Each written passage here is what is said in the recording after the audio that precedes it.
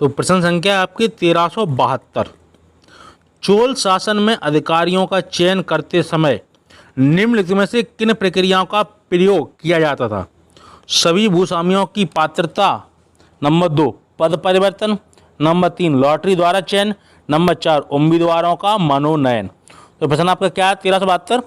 चोल शासन में अधिकारियों का चयन करते समय निम्नलिखित में से किन प्रक्रियाओं का प्रयोग किया जाता था? तो किन किन प्रक्रियाओं का प्रयोग किया जाता था? तो आपका ऑप्शन नंबर होगा सी 1, 2 और 3, यानी कि सभी भूस्वामियों की पात्रता, पद परिवर्तन एवं लॉटरी द्वारा चयन। तो आपका ऑप्शन नंबर होगा सी।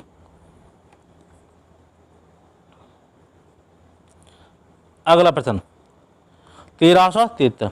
निम्नलिखित में से किसकी उपाधि त्याग समुद्र था? हर्ष की, चंद्रगुप्त विक्रमादित्य की, जयसिंह सिद्धराज की, विक्रम चोल की। तो प्रश्न आपका क्या है? निम्नलिखित में से किसकी उपाधि त्याग समुद्र थी? तो किसकी उपाधि थी त्याग समुद्र? तो वो थी आपकी डी विक्रम चोल की। तो विक्रम चोल की उपाधि क्या थी? त्याग समुद्र।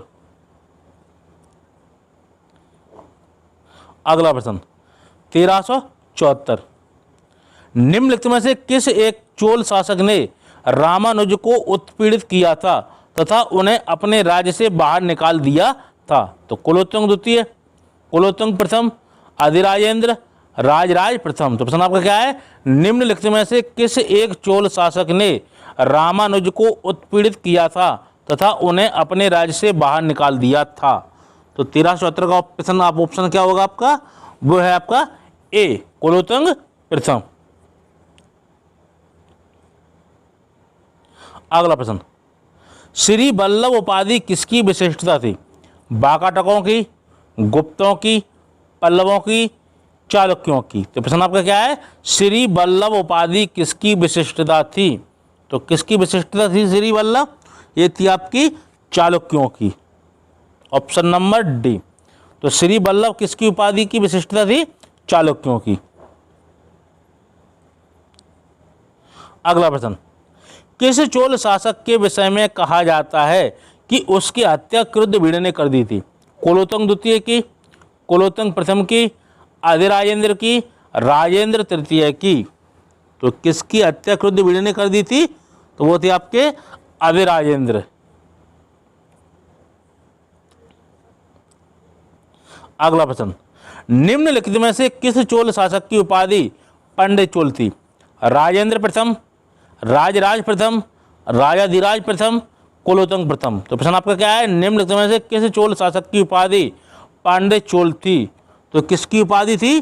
वो थी आपकी ए राजेंद्र प्रथम की। अगला प्रश्न है 1378। किसके काल से गंगैकोंड चोलमपुरम चोल साम्राज्य की राजधानी बनी? राजेंद्र प्रथम की, परांतक प्रथम की, कुलोत्तुंग प्रथम की, विक्रम चोल की। तो प्रश्न क्या है? किसके काल से गंगैकोंड चोलमपुरम चोल साम्राज्य की राजधानी बनी? तो किसकी बनी थी? वो बनी थी आपकी ऑप्शन नंबर ए राजेंद्र प्रथम की। तो किसके काल से गंगैकोंड चोलमपुरम चोल साम्राज्य की राजधानी बनी थी? तो राजेंद्र प्रथम की। अगला प्रश्न है 1379। वह श्री विजय शासक जिसने राजराज प्रथम के काल में अपने पिता द्वारा नागपट्टना में आरंभ किए गए बौद्ध विहार के निर्माण कार्य को पूरा किया, कौन था? बालपुत्र देव था, समरा गिरिवर थे, मार विजयोत्तोंग परमन थे या त्रिलोक्य राज थे? तो प्रश्न क्या है? वह श्री विजय शासक जिसने राजराज प्रथम के काल में अपने पिता द्वारा नागपट्टना में आरंभ किए गए बौद्ध विहार के निर्माण कार्य को पूरा किया, तो कौन था? तो वो थे आपके सी मार विजयोत्तुंग बर्मन। अगला प्रश्न निम्नलिखित में से कौन सा मंदिर चोलों से संबंधित नहीं है? कोरंगनाथ, बृहदीश्वर, कैलाशनाथ, ऐरावतेश्वर। तो कौन सा मंदिर चोलों से संबंधित नहीं है? तो वो है आपका कैलाशनाथ, कोरंगनाथ, बृहदीश्वर और ऐरावतेश्वर। ये आपके तीनों सही है, लेकिन कैलाशनाथ मंदिर नहीं है। किससे संबंधित? चोलों से। अगला प्रश्न 13 के, निम्नलिखित में से कौन परागमन शुल्क समाप्त करने के कारण सुगंध द्रवित बिरुद से सम्मानित था? राजेंद्र प्रथम, राजराज प्रथम, कुलोत्तंग प्रथम, महेंद्र वर्मन प्रथम। तो आपका प्रश्न क्या है कि निम्नलिखित में से कौन परागमन शुल्क समाप्त करने के कारण सुगंध द्रवित बिरुद से सम्मानित था? तो वह कौन था? वह था आपका सी, कुलोत्तंग प्रथम। इसने क्या किया था? जो परागमन शुल्क लगता था इसने समाप्त कर दिया था। अगला प्रश्न, चोल देशों में वीर पत्तनों का तात्पर्य था? वीरों का नगर, वीर बलंजू व्यापारियों की बस्तियां, नगर रक्षक की बस्तियां, काफिला रक्षकों की बस्तियां। तो प्रश्न क्या है? चोल देशों में वीर पत्तनों का तात्पर्य था। तो वीर पत्तनों का क्या तात्पर्य था? तो वह था आपका बी, वीर बलंजू व्यापारियों की बस्तियां। तो प्रश्न क्या है आपका? चोल देशों में वीर पत्तनों का तात्पर्य था, तो वो था वीर बलंजू व्यापारियों की बस्तियां। अगला प्रश्न, निम्नलिखित में से कौन गंगेकोंड बिरुद से सम्मानित था? राजराज प्रथम, महेंद्र वर्मन प्रथम, राजेंद्र प्रथम, कुलोत्तंग प्रथम। तो प्रश्न क्या है? कौन गंगेकोंड बिरुद से सम्मानित था? तो वह कौन था? तो वह था आपका सी, राजेंद्र प्रथम। तो कौन गंगेकोंड बिरुद से सम्मानित था? तो वो राजेंद्र प्रथम था।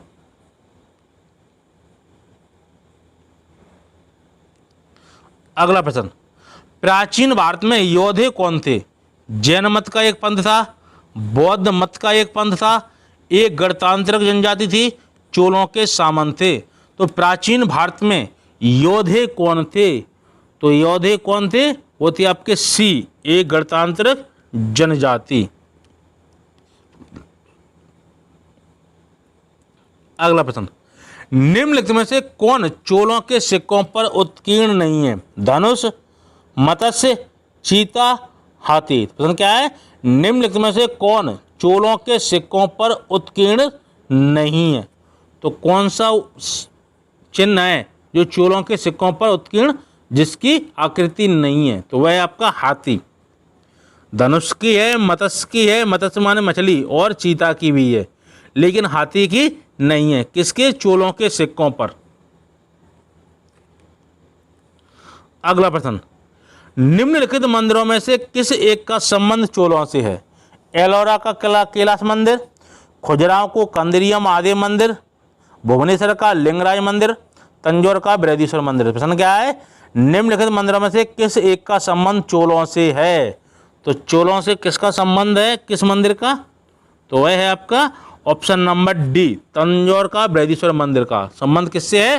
चोलों से।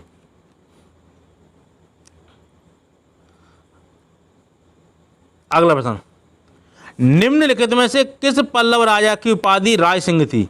तो महेंद्र वर्मन द्वितीय की, नरसिंह वर्मन प्रथम की, परमेश्वर वर्मन की, या नरसिंह वर्मन द्वितीय की? तो किस पल्लव राजा की उपाधि कौन सी थी? राज सिंह थी। तो किसकी थी राज सिंह? तो यह थी आपकी डी, नरसिंह वर्मन द्वितीय की उपाधि क्या थी? राज सिंह थी। अगला प्रश्न 1388, प्रसिद्ध संस्कृत लेखक दंडन किसकी सभा को अलंकृत करते थे? पल्लव की सभा, सातवाहन, चोल, पांड्य। प्रश्न क्या आपका? प्रसिद्ध संस्कृत लेखक दंडन किसकी सभा को अलंकृत करते थे? तो 1388 का ऑप्शन क्या है आपका? ए, पल्लव।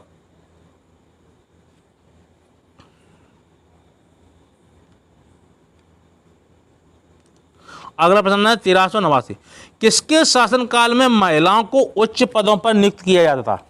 चोल वंश के समय, चालुक्य वंश के समय, पाल वंश के समय, या पृथ्वीराज वंश के समय? तो किसके शासनकाल में महिलाओं को उच्च पदों पर नियुक्त किया जाता था? तो किस वंश के समय महिलाओं को उच्च पद प्रदान किए गए हैं? तो वह किए गए हैं आपके बी, चालुक्य वंश के समय। तो चालुक्य वंश के समय क्या हुआ था कि महिलाओं को भी उच्च पदों पर भर्ती किया गया था। अगला प्रश्न है 1390, निम्नलिखित में से कौन चोल राजा नहीं है? आदित्य प्रथम, करिकाल, कोकिल विक्रमादित्य, परांतक प्रथम। तो प्रश्न क्या है, कौन चोल राजा नहीं है? तो चोल राजा कौन सा नहीं है? वो नहीं था कोकिल विक्रमादित्य। तीनों थे, आदित्य प्रथम थे चोल, करिकाल भी थे और परांतक प्रथम भी थे, लेकिन आपके कोकिल विक्रमादित्य चोल राजा नहीं था। अगला प्रश्न है 1391, निम्नलिखित में से कौन सा शब्द चोल के शाही सैन्य दल के लिए था? कैककोलर, कठपुड्डी, भृतका, कड़गम। प्रश्न क्या आपका, कौन सा शब्द चोल के शाही सैन्य दल के लिए था? तो कौन सा शब्द था? वह था आपका नंबर सी, भृतका। भृतका शब्द का प्रयोग किस लिए किया था? चोल के शाही सैन्य दल के लिए। क्या कहा जाता? उसको भृतका कहा जाता था, भृतका।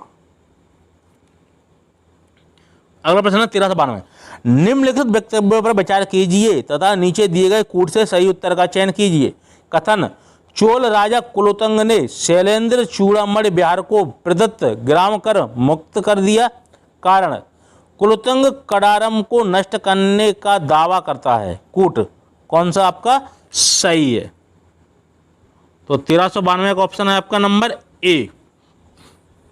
ए और आर दोनों सही है, किंतु ए की सही व्याख्या आर नहीं है। किस लिए? कि कथन क्या है, चोल राजा कुलोत्तंग ने शैलेंद्र चूड़ामणि बिहार को प्रदत्त ग्राम कर मुक्त कर दिया था। कारण, कुलोत्तंग कड़ारम को नष्ट करने का दावा करता है। तो इससे कोई संबंध तो नहीं है, लेकिन कथन आपके दोनों सही हैं। अगला प्रश्न, सूची 1 को सूची 2 से सम्मिलित कीजिए तथा सूचियों के नीचे दिए गए कूट से सही उत्तर का चयन कीजिए। निर्माता और स्मारक, यानी किसने कौन सा स्मारक बनवाया है? तो आपको मिलान करना है। तो लोक महादेवी किसने कौन सा मंदिर बनवाया था? इनने बनवाया था पट्टडकल का विरूपाक्ष मंदिर। तो ए का हो गया आपका 3। नरसिंह वर्मन ने कौन सा बनवाया था? द्रौपदी रथ 1। राजराजन ने कौन से बनवाया था? वो बनवाया था आपका 4था, तंजावुर का बृहदीश्वर मंदिर। किसने? राजराज ने। अब बचा आपका कौन सा? राज सिंह पल्लव ने कौन सा बनवाया था? कांची का कैलाश मंदिर। तो आपका ऑप्शन नंबर होगा सी। एक और देखते हैं प्रश्न को। लोक महादेवी ने कौन से मंदिर बनवाया था? तो बनवाया था पट्टगल का विरूपाक्ष मंदिर। 1-3। नरसिंह वर्मन ने कौन सा बनवाया था? द्रौपदी रथ। राजराज ने कौन से बनवाया था? वह बनवाया था तंजावुर का बृहदीश्वर मंदिर। और राज सिंह पल्लव ने कौन सा बनवाया था? कांची का कैलाश मंदिर। आपका ऑप्शन नंबर होगा सी। 3-1-4-2। अगला प्रश्न है 1394, निम्नलिखित में से किनके अंतर्गत प्रशासन में महिलाओं की अपेक्षाकृत अधिक भागीदारी थी? चोलों की, चालुक्य वंश की, कलचुरी वंश की या पृथ्वी वंश की? प्रश्न क्या है, किनके अंतर्गत प्रशासन में महिलाओं की अपेक्षाकृत अधिक भागीदारी थी? यानी कौन सा वंश था जिसमें महिलाओं की अधिक से अधिक भागीदारी थी? तो वह कौन सा वंश है? तो वह वंश है आपका बी, चालुक्य वंश के समय। तो चालुक्य वंश में क्या था? महिलाओं की अपेक्षाकृत अधिक भागीदारी थी। अगला प्रश्न है 1395, चोल राजाओं के स्नानागार एवं भोजनालय का प्रबंध कौन देखता था? पुरुष, स्त्रियां तथा पुरुष दोनों, उपयुक्त में कोई नहीं। तो प्रश्न क्या है, चोल राजाओं के स्नानागार एवं भोजनालय का प्रबंध कौन देखता था? तो वह कौन देखता था? वह देखती थी आपकी सी, स्त्रियां पुरुष दोनों देखते थे स्नानागार एवं भोजनालय का प्रबंध। अगला प्रश्न, किस पल्लव शासक ने सर्वप्रथम शिलाओं में उत्खनित मंदिर निर्माण करके चैत्य वृद्ध धारण किया था? नरसिंह वर्मन प्रथम ने, महेंद्र वर्मन प्रथम ने, परमेश्वर वर्मन प्रथम ने, नंदी वर्मन ने? तो प्रश्न क्या है, किस पल्लव शासक ने सर्वप्रथम शिलाओं में उत्खनित मंदिर निर्माण करके चैत्यकारी वृद्ध धारण किया था? तो कौन सा ऑप्शन है आपका 1396 का? तो वो है आपका बी, महेंद्र वर्मन प्रथम। अगला प्रश्न, चोलकालीन सर्वाधिक प्रसिद्ध कांस्य प्रतिमा किसकी है? नटराज की, मुरुगन की, वेंकटेश्वर की, विष्णु की। तो चोलकालीन सर्वाधिक प्रसिद्ध कांस्य प्रतिमा किसकी थी? वह थी आपकी नटराज की, ऑप्शन नंबर ए। तो चोलकालीन सर्वाधिक प्रसिद्ध कांस्य प्रतिमा नटराज की थी। अगला प्रश्न, इनमें से किसने महाबलीपुरम में पगोड़ रथों का निर्माण कराया था? कल्याणी के चालुक्यों ने, चोलों ने, पल्लवों ने, पांड्यों ने। प्रश्न क्या है? इनमें से किसने महाबलीपुरम में पगोड़ा रथों का निर्माण कराया था? तो किसने निर्माण कराया था? वो कराया था पल्लवों ने, ऑप्शन नंबर सी। तो महाबलीपुरम में पगोड़ा रथों का निर्माण किसने कराया था? पल्लवों ने। अगला प्रश्न, चोल काल में निम्नलिखित में से कौन सा कर शैक्षणिक उद्देश्य के लिए था? शलभोग, देवदान, ब्रह्मदेव, श्रममान। तो प्रश्न क्या है? चोल काल में निम्नलिखित में से कौन सा कर शैक्षणिक उद्देश्य के लिए था? तो कौन सा कर था? तो वह था आपका ए, शलभोग। तो शलभोग क्या था? चोल काल में कर शैक्षणिक उद्देश्य के लिए था, है ना। वो कौन सा था आपका? शलभोग। अगला प्रश्न, चोल शासकों ने इस उद्देश्य से भूमि का विस्तृत मापन सर्वे कराया। सरकार के राजस्व भाग को निश्चित करने हेतु, स्वामित्व का अधिकार निश्चित करने हेतु, अनाज का उत्पादन के लिए, सिंचाई के स्रोतों की सीमा। तो प्रश्न क्या है? चोल शासकों ने इस उद्देश्य से भूमि का विस्तृत मापन सर्वे कराया था। तो वो किससे कराया था? वो था आपका नंबर ए, सरकार के राजस्व भाग को निश्चित करने हेतु। तो प्रश्न क्या है? चोल शासकों ने इस उद्देश्य से भूमि का विस्तृत मापन करवाया किसके? कि सरकार के राजस्व भाग को निश्चित कर सकें। अगला प्रश्न, वातापी किसकी राजधानी थी? प्रतिहारों की, मौखेर की, राष्ट्रकूट की, चालुक्यों की। तो वातापी किसकी राजधानी थी? वो थी आपकी चालुक्य वंश की। तो चालुक्य वंश की राजधानी कौन सी थी? वातापी। अगला प्रश्न 14, पल्लवों के बारे में एक गलत कथन बताएं। आलवारों का संरक्षण किया, उन्होंने चालुक्यों से युद्ध किया, तंजावुर को अपनी राजधानी बनाई, उनका श्रीलंका के साथ संपर्क था। प्रश्न क्या है? पल्लवों के बारे में एक गलत कथन कौन सा है? तो कौन सा कथन गलत है? वह आपका नंबर सी, तंजावुर को अपनी राजधानी बनाई। तो ये कथन आपका गलत है। कौन क्या क्या सही है? आलवारों को संरक्षण दिया था, उन्होंने चालुक्यों से युद्ध किया था, उन्होंने श्रीलंका के साथ संपर्क था। किसका? पल्लवों का। अगला प्रश्न आपका 1403, प्रसिद्ध नाटक मत्स्यविलास प्रहसन का लेखक कौन था? कुलोत्तंग, कुलशेखर, राजेंद्र चोल, महेंद्र वर्मन प्रथम। तो प्रश्न क्या है? प्रसिद्ध नाटक मत्स्यविलास प्रहसन का लेखक कौन था? तो लेखक कौन था आपका? वे थे आपके डी, महेंद्र वर्मन प्रथम। तो प्रश्न आपका क्या है? मत्स्यविलास प्रहसन का लेखक कौन था? तो वो था महेंद्र वर्मन प्रथम। किसका? मत्स्यविलास प्रहसन का।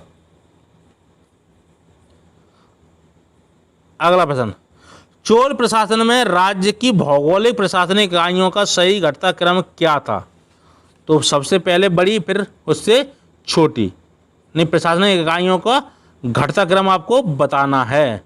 तो वह है सबसे पहले कौन कौन सी थी?